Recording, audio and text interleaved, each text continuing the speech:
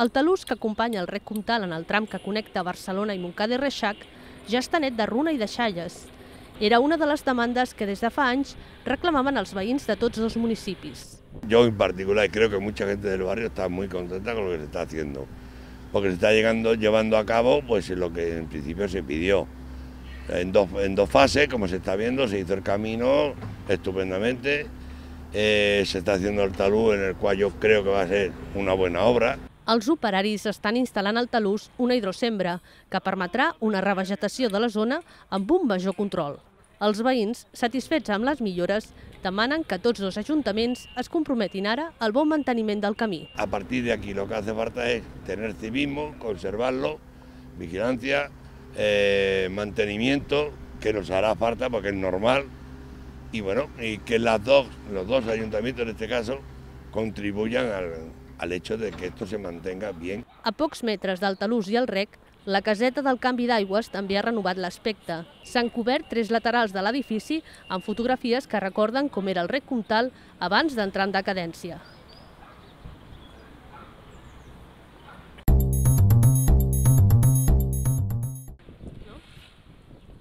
Acaba la primera fase d'obres de la nova plaça que comunica els carrers dels Nou Barris i el de les Torres.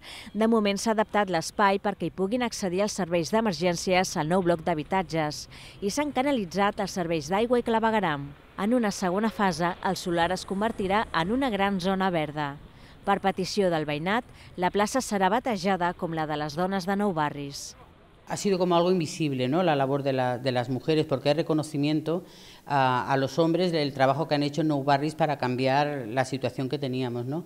Pero de las donas no hay tanto, de las mujeres no hay tanto un espacio. Y por eso queremos que haya algo que represente el trabajo de las mujeres para cambiar la realidad que teníamos en Nou Barris. Encara es treballa en el disseny definitiu de la plaça, però la idea és que hi hagi alguna instal·lació que recordi moments i mobilitzacions per millorar els barris del districte protagonitzats per veïnes.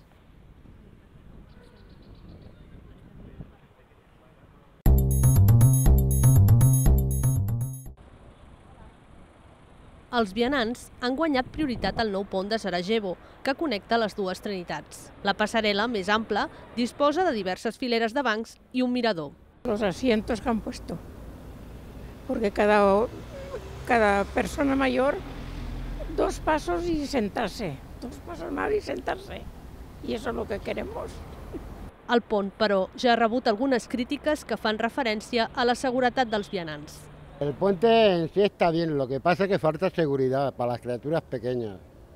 Porque han puesto aquí bancos y tú estás con un crío y a la que te despista un poco te se mete a la carretera. Y después esto que han puesto aquí el mirador es un peligro para la gente que va andando, como vayan a despistar se caen. Muy bonito, muy bien, pero han quedado otras cosas mal. Aquí falta un semáforo, porque vienen coches y muchas veces pues no nos fijamos y un semáforo iría bien.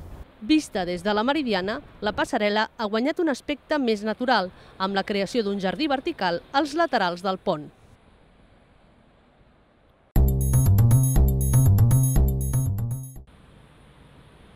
L'Associació de Veïns de la Prosperitat ha aconseguit la concessió d'aquest solar del Pla Buits situat als terrenys de Renfe Meridiana.